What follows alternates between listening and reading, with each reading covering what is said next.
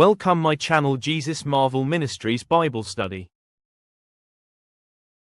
ప్రభునందు ప్రియమైన వారలారా, అందరూ బాగున్నారా? అందరూ బాగుండాలని హృదయపూర్వకంగా కోరుకుంటున్నాము. ఈ ఉదయకాల సంబంధం దేవుని యొక్క ఆలోచన విధానాన్ని, దేవుని యొక్క ప్రణాళికను సంపూర్ణంగా మీ జీవితంలో తెలుసుకొని దేవుని చేత ఆశీర్వదించబడే కుటుంబాలు కానీ వ్యక్తులు కానీ మనం అందరం ఉండలాగా దేవుని యొక్క మెల్లనైన స్వరాన్ని వినటానికి ఉదయకాల సంబంధం మన హృదయాన్ని దేవుని చేతికి అప్పగించుకుందాం. పరిశుద్ధ గ్రంథంలో ఇర్మియా గ్రంథము 9వ అధ్యాయము 13వ వచనం నుంచి ఈ దిన భాగంగా మనం చూసుకుంటూ వచ్చినట్లయితే దేవుడు చెప్తున్నటువంటి మాట ఏంటంటే, నా మాట వినగయో దాన్ని అనుసరింపగయో నేను వారికి నియమించిన ధర్మశాస్త్రమును విసర్జించి తమ మూర్ఖత చొప్పున జరిగించుటకై తమ పితరులు తమకు నేర్పినట్లు బయలుదేవతలను అనుసరించున్నారు గనక నేను వారి దేశము పాడైపోయిను. దేవుని ఈ వాక్య భాగాన్ని మనం చూస్తూ వచ్చినప్పుడు దేవుని మాట వినకుండా, దేవుని అనుసరించకుండా, ధర్మశాస్త్రాన్ని విసర్జించి మూర్ఖంగా ప్రవర్తించేటువంటి జనాంగం పట్ల దేవునికున్న ఉద్దేశాన్ని ఈ దినం మనతో మాట్లాడుతున్నాడు. కనుక ధర్మశాస్త్రాన్ని అనుసరించడం, దేవుని మాట వినటం, దేవుని యొక్క ఆజ్ఞలను అనుసరించటం మానవాళికి ఖచ్చితంగా దేవుడు నియమించినటువంటి ఆ యొక్క విశిష్టమైనటువంటి శ్రేష్టమైనటువంటి దేవుని యొక్క ఆలోచన విధానాన్ని మనకు బయలుపరుస్తుంది. అయితే దీనిని మనం విసర్జించడానికి కారణం ఏంటని చూసినప్పుడు మన హృదయం యొక్క మూర్ఖత, మన పితరుల నుంచి మనం ఏం నేర్చుకున్నామో అది జరిగించాలి అనే ఉద్దేశం. ఇప్పుడు మన పితరుల నుంచి మనం కొన్ని మంచి విషయాలు మనం నేర్చుకుని ఉండొచ్చు, వాటిని తప్పక మనం అనుసరించి తీరాలి. కానీ మన పితరుల దగ్గర నుంచి దేవుని అనుసరించే విషయంలో వారు ఏదైతే చేసుకుంటూ వచ్చారో దానిని అనుసరించడం అనేది దేవుడు అంగీకరించట్లేదు. ఎందుచేత అంటే, మనం కానీ ఒకవేళ మన మూర్ఖత చొప్పున మన పితరులు అనుసరించినటువంటి విధానంలో మనం నడుచుకుంటూ వెళ్ళినట్లయితే దేవుడు ఏం చెప్తున్నాడంటే, మిమ్ములను చేదు కూరలు తినిపిస్తాను, విషజలము త్రాగేటట్టు చేస్తాను, తామైనా తమ పితరుల్లో ఎరుగని జనముల్లోకి చెదరగొడతాను, నిర్మూలన చేస్తాను, ఖడ్గం పంపించి మరి నిర్మూలన చేస్తానని దేవుడు వాక్యం చూస్తుంటున్నాం. అంటే దేవుడు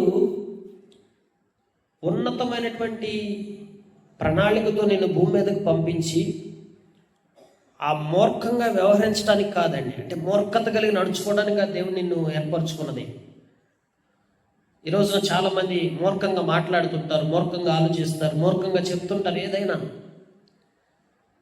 మన పితరుల కాడి నుంచి ఇలా చేస్తున్నాం కదా, ఇలా వీటిని అనుసరించమని మన తాతలు ముత్తాతలు మన నాన్నవాడు ఏదైతే చేశారో, ఏదైతే అనుసరించారో దాన్ని చేయాలి. కానీ ఇక మిగిలినటువంటి విషయాలను ఆలోచించడానికి ఆస్కారమే లేదు అన్నట్లుగా మూర్ఖంగా వ్యవహరిస్తుంటారు. ఈ మూర్ఖత కలిగినటువంటి జనాంగంను మనం చూస్తూ వచ్చినప్పుడు, అది మన బంధు జనాంగంలో కానీ, మన కుటుంబ సభ్యుల్లో కానీ, లేకపోతే మన చుట్టూ ఉన్న గ్రామస్తుల్లో కానీ, పట్టణస్తుల్లో కానీ, ఎక్కడైనా ఇటువంటిది మన జీవితంలో ఎదురుపడినప్పుడు, తటస్థపడినప్పుడు దేవుని జనాంగమైనటువంటి మనము వారు చేసేదాన్ని బట్టి వారికి ఏ విధంగా శిక్షను రప్పిస్తానో దేవుడు స్పష్టంగా తెలియపరిచిన తర్వాత మరి దేవుని ప్రజలమైన మనం ఏం చేయాలండి? దేవుని వాక్యంలో చూస్తే, రోదన చేయు స్త్రీలను కనుగొనుడి, వారిని పిలవనంపించుడి, తెలివిగల స్త్రీలను కనుగొనుడి, వారిని పిలవనంపించుడి అని దేవుని వాక్యంలో చూస్తున్నాం. రోదన చేసే స్త్రీలు, తెలివిగల స్త్రీలను పిలవనంపించండి. ఎందుకు మాట దేవుడు చెప్తున్నాడంటే, దేవుని సన్నిధిలో నశించిపోతున్న మానవాళిని వెతకి రక్షించడానికి అవసరమైన జనాంగం వీరే.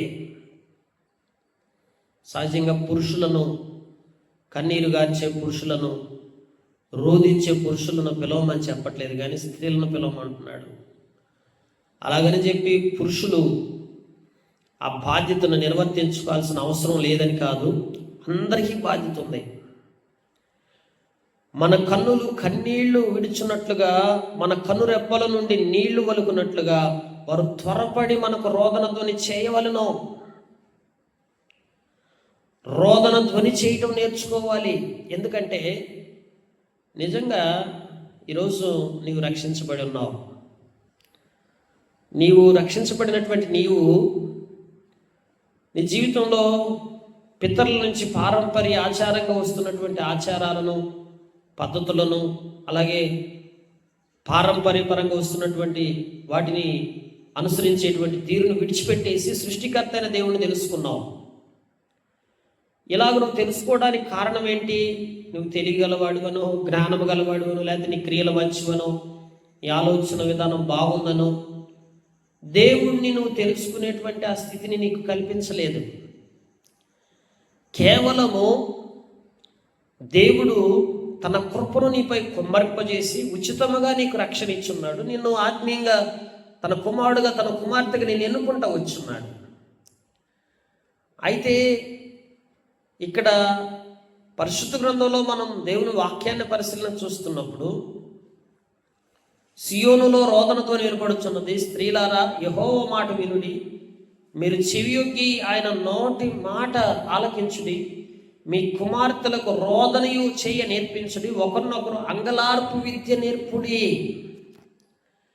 బిడ్డలకు రోదన చేయటం నేర్పమంటున్నాడు. ఒకరికొకరు అంగలార్పు విద్య చేయటం నేర్చుకోండి. సహజంగా మన బంధు జనాంగం, మన కుటుంబ సభ్యులు, మన ఇరుగు పొరుగు వారు, మనకు సంబంధించినటువంటి వ్యక్తులు ఎవరైనా వారు మూర్ఖంగా వ్యవహరిస్తూ సృష్టికర్త అయిన దేవుని తెలుసుకోకుండా వారి ఇష్టానుసారంగా పితరుల కాలం నుంచి వచ్చినటువంటి వాటిని అనుసరిస్తూ వారి ఇష్టానుసారంగా జీవిస్తున్నప్పుడు వారికి ఎట్టి శిక్ష వస్తుందో, మనకి జ్ఞానం ఇచ్చాడు దేవుడు, మనకు అన్ని తెలివినిచ్చాడు. వారిని ఏ విధంగా శిక్షకు అప్పగించబోతున్నాడో తెలిసినటువంటి మనం ఖచ్చితంగా నిజంగా నీకు ఆ బాధ్యత భారం నీ గుండెలోతుల్లో ఉండుంటే నువ్వు అంగలార్చకుండా ఉండలేవు. మరెందుకు ఈ రోజుల్లో ఒక్కరు కూడా అంగలార్పు ప్రార్థన చేయట్లేదు? యెహెమ్యా లాంటి వారు యెరూషలేము ప్రాకారాలు కూలిపోయినప్పుడు యెహెమ్యా కన్నీరు గార్చి ఏడ్చి విలపించి ప్రార్థించాడు. అయ్యో, దేశ పరిస్థితులు ఎలా అయిపోయినాయి, ప్రజల జీవితాలు ఎట్లా అయిపోతుంటున్నాయి, వారి పాపమును బట్టి, వారి దోషమును బట్టి, వారి యొక్క హృదయ కాఠిన్యతను బట్టి, మూర్ఖంగా వ్యవహరించే తీరును బట్టి ఈ రోజున వారి మీదకి ఇట్టి శిక్ష రాబోతుందని తెలుసుకున్నటువంటి నెహెమ్యా ఏడ్చాడండి. కొత్త నిబంధనలో విధవరాలైనటువంటి అన్నాను చూసినప్పుడు మందిరములో రోధిస్తా వచ్చింది. విధవరాలుగా ఉండి అయ్యో ప్రజల జీవితాలు ఇలా అయిపోతున్నాయని కన్నీరు గార్చి ఉపవాసాలుండి ఏడ్చారు. ఈరోజు ఏది ఆ కన్నీరు? మన బిడ్డలకు రోదనతోని నేర్పుతున్నామా? మన బిడ్డల విషయాల్లో అంగలార్పు విద్య నేర్పుతున్నామా? దాన్ని ఎందుకు మనం నిర్లక్ష్యం చేస్తుంటున్నాము? లేఖనాల బట్టి చూస్తుంటున్నప్పుడు దేవుని వాక్యంలో పసిపిల్లలు లేకుండాను, వీధులలో యవ్వనం లేకుండాను నేను వారిని నాశనం చేసేస్తాను అంటే దేవుని కోపాగ్ని రగులుకున్నప్పుడు పసిపిల్లలు చనిపోతారు, యవ్వనస్తులు కూడా చనిపోతారు. మనం అనుకుంటున్నాం యవ్వనస్తులకి ఏమి ఇబ్బంది లేదు, పసిపిల్లలకి ఏమి ఇబ్బంది లేదని. ఈరోజు మరణానికి ఎట్లాంటిదంటే మరణం కిటికీలు ఎక్కి మన ఇళ్లలోకి అలాగే రాజవీధుల్లోకి వస్తుందని లేఖనాలు మనం చూస్తుంటున్నాం. ఇంతగా మనుషుల మీదకి వారు చేస్తున్న దాన్ని బట్టి ఇంతగా శిక్షా విధానాన్ని దేవుడు అవలంబింపజేస్తున్నాడు. పరిశుద్ధ గ్రంథం రాయబడుతూ వచ్చింది, ఒక పెంటను తీసుకెళ్ళి పంట చేలలో ఈ యొక్క జంతువుల యొక్క పెంటను తీసుకెళ్ళి ఎలాగైతే చల్లతాం అలాగా శవాలు భూమి మీద పడేటట్లుగా నేను చేస్తానని దేవుని వాక్యంలో మనం చూస్తున్నాం. ఎందుకు సృష్టికర్త అయిన దేవుని తెలుసుకోకుండా, అనుసరించకుండా తమ ఇష్టానుసారంగా ప్రవర్తిస్తూ ఎప్పుడైతే మానవాళి ఆ యొక్క శిక్షను వారి మీదకి తెచ్చుకుంటున్నారో, ఆ శిక్ష కూడా ఏ విధంగా పసిపిల్లల మీదకి, యవ్వనుల మీదకి ఒక చాలలో పంటగాని ఆ యొక్క చల్లినట్లుగా ఆ యొక్క శవాల దెబ్బగా పడద్రోస్తానని, మనకు సంబంధించినటువంటి వారి ఎడల బాధ్యతగా ఉండటానికి మనల్ని ఏర్పరచుకొని అంగలార్పుతో కన్నీరు గార్చి, అంగలార్పు విద్యను నీవు నేర్చుకుని ఇతరులు కూడా నేర్పించేవాడిగా నువ్వు ఉండి నీవు అలా ఉంటావేమని దేవుడు చాలా కాలం నుంచి నీ కొరకు ఎదురు చూస్తున్నాడు. ప్రియ జనాంగమా, అయితే దేవుని వాక్యంలో మనం పరిశీలనగా గమనిస్తుంటున్నప్పుడు, జ్ఞాని తన జ్ఞానమును బట్టి, తూరుడు తన శౌర్యమును బట్టి, ఐశ్వర్యవంతుడు తన ఐశ్వర్యమును బట్టి అతిశయించకూడదు. దేవుళ్ళలోకి వచ్చినాక దేవుడు మనకి ఎంతో కొంత జ్ఞానం, శక్తిని, బలాన్ని, ఐశ్వర్యాన్ని మనకి ఇచ్చున్నాడు అనుకోండి. వాటిని బట్టి మనం అతిశయిస్తున్నామా? అతిశయించువాడు దేనిని బట్టి అతిశయింపవలనగా, భూమి మీద కృప చూపుచు నీతి న్యాయములు జరుగుతున్న యెహోవానే నేనే అని గ్రహించి పరిశీలనగా తెలుసుకున్నటను బట్టియే అతిశయించాలి.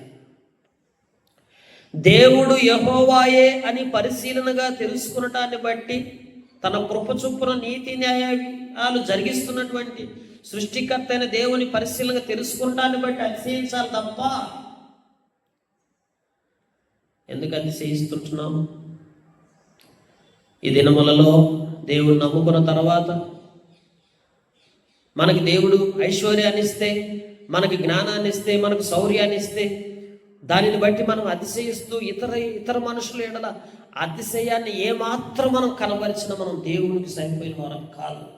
దేవుని బిడ్డలు మనం పెంచుకోవడానికి కూడా అర్హత మనకు లేదు. దినాల్లో చాలా మంది తమ జీవితాల్లో దేవుడు తెలుసుకున్న తర్వాత దేవుడు శౌర్యాన్ని, జ్ఞానాన్ని, ఐశ్వర్యాన్ని ఇస్తే వాటిని బట్టి అతిశయిస్తూ ఇతర మనుషుల ఎడల అదొక గొప్ప భాగ్యముగా, అదొక అతిశయాస్పదంగా ఇతరులకు చెప్పుకుంటారు. వారు దైవంలోకి రాకుండా మనం ఒక అడ్డుబండలుగా తయారవుతున్నామండి. ఇటు అతిశయం నీలో ఉంటే విడిచిపెట్టేసి ఇప్పుడే. నువ్వు అతిశయించాల్సింది ఏమైనా ఉంటే నీ మీద దేవుని కృప ఈనాటికి నిలిచి ఉన్నది. ఇది ఒక్కటే నీకు అతిశయం. ఈ కృపను ఇంకా అనేక మందికి దేవుడు చూపించడానికి, తన కృపను ప్రవహింపజేయడానికి ఎంతగానో ఆశతో ఎదురు చూస్తుంటే, అయితే అంగలార్చేవారు లేరు. ప్రజల జీవితాలు మార్చబడటానికి అంగలార్పు విద్య లేదు. సున్నతి పొందినటువంటి ఇశ్రాయేలు చూస్తూ వచ్చినప్పుడు ఆ దినాల్లో వారు శరీర సంబంధమైన సున్నత అయితే బాగుంది, కానీ వారి హృదయాలకు సున్నతి లేదని వాక్యంలో చూస్తున్నాం.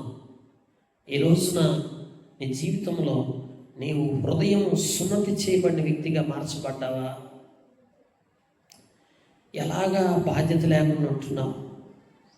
లోకంలో ఎవరైనా ఏదైనా పని విషయంలో బాధ్యత రహితంగా నడుచుకున్నప్పుడు పనికి మాలిన వాడు, బాధ్యత లేనివాడని ఎలాగైతే భావిస్తామో, అలాగే దేవుడిని తెలుసుకున్న తర్వాత దేవుడు నీ మీద గొప్ప బాధ్యత నుంచుతూ వచ్చాడు. ప్రియ జనాంగమా, దేవుని ఎరిగిన నీవు లోకానుసారమైన అతిశయాన్ని విడిచిపెట్టేసి కృప చూపుచున్న దేవుని పాదాల చెంతకొచ్చి అంగలార్పు చేసి అట్టి రీతిగా దేవుని సన్నిధిలో నువ్వు కనిపెట్టేవాడిగా ఉన్నప్పుడే నశించిపోవచ్చు, ఆత్మలు రక్షించబడతాయి, ఈ కుటుంబం రక్షించబడుతుంది. భర్తలు, బిడ్డలు, కన్న బిడ్డల జీవితాలు సరిగ్గా లేక, భర్తల జీవితాలు సరిగ్గా లేక, లోకంలో అనేక మంది బంధు జనాంగం జీవితాలు సరిగ్గా లేక, వారి జీవితాల్లో వారు మూర్ఖతగా వ్యవహరిస్తూ, దేవుని విసర్జిస్తూ, దేవుని తెలుసుకోకుండా అట్లాగా వారు ఏ విధంగా శిక్షణ తెచ్చుకోబోతున్నారో అది గ్రహించిన నీవు ఎట్లా కన్నీరు గార్చుకొని ఉండగలుగుతున్నావు? ఉదయకాలస్యం ముందు ఒకసారి ఆలోచించు. ప్రియ జనాంగమా, యోధా వారిని, ఎదోమీయులు, అమోరీయులు, మోయాబీయులను, గడ్డపు ప్రక్కలను కత్తిరించుకున్నటువంటి అరణ్య నివాసులైన వారందరినీ నేను శిక్షిస్తాను. ఆయా జాతులు వారిని శిక్షించబోతున్నానని ఇర్మియాకు తెలియజేసినప్పుడు ఇర్మియా కన్నీరు గార్చి ఏడ్చాడు. రోజు నువ్వు విరోధిస్తున్నావా? నీ కుటుంబాలను రక్షించుకోవాల్సిన బాధ్యత దేవుని మీద ఉంచలేదా? చుట్టూ ఉన్న ప్రజలను నీ యొక్క బాధ్యతగా నీ కొరకు ఏర్పరిచిన వారు ఎవరైతే ఉన్నారో అట్టి వారు అందరి విషయంలో రోదన చేయాల్సినటువంటి అవసరం ఉంది. ఎప్పుడైతే రోదన అంగలార్పు విద్యను నేర్చుకుంటావు, అతిశయాన్ని విడిచిపెట్టి ప్రభు కొరకు రోషంతో బ్రతకడానికి తీర్మానించుకుంటావు, అప్పుడు ప్రభువు ఎన్నో నీ జీవితాన్ని ఆశీర్వాదకరంగా చేస్తాడు. నీ జీవితంలో ఏది తక్కువ కాకుండా దేవుడిని చేస్తాడు. నీ అనుకున్న వాళ్ళని ఎవ్వరిని నశించిపోకుండా కాపాడుకునే ఆ గొప్ప స్థితిని ప్రభువునికి ఇస్తాడు. పాత నిబంధనలో మరి వేసిగా ఉన్నటువంటి రాహాబు జీవితాన్ని చూస్తూ వచ్చినప్పుడు తనకు సంబంధించిన వారందరినీ రక్షించుకునే అవకాశం కల్పించాడు. ఇది గొప్ప ఆశీర్వాదం. ఉదయకాల సమయం ఇట్టి ఆశీర్వాదాన్ని నువ్వు కూడా పొందుకొని నీ అనుకున్న వ్యక్తులు ఏ ఒక్కరు నశించిపోకుండా ప్రతి ఒక్కరిని ఆత్మీయంగా నిత్య జీవానికి, పరలోక రాజ్యానికి వారసులుగా చేయడానికి దేవుడిని మీద పెట్టిన బాధ్యతను తిరిగి అంగలార్పు విద్య నేర్చుకొని అనేక మంది జీవితాల్లో ఆ జీవాన్ని నింపి ఆత్మీయమైన ఆశీర్వాదకరమైన స్థితిలోకి అనేకులు నడిపించే వ్యక్తిగా నేను చేసి నీ జీవితంలో ఇంటి ఆశీర్వాదాన్ని అనుభవించే విధంగా దేవుడు చేయలాగా ఉదయకాల సమయం దేవుడి మాటను దీవించి మనకు ఇంప్రూవ్ తీసుకొచ్చి మనకు సహాయం చేసి మనల్ని బలపరచునుగాక. Praise Lord. God bless you.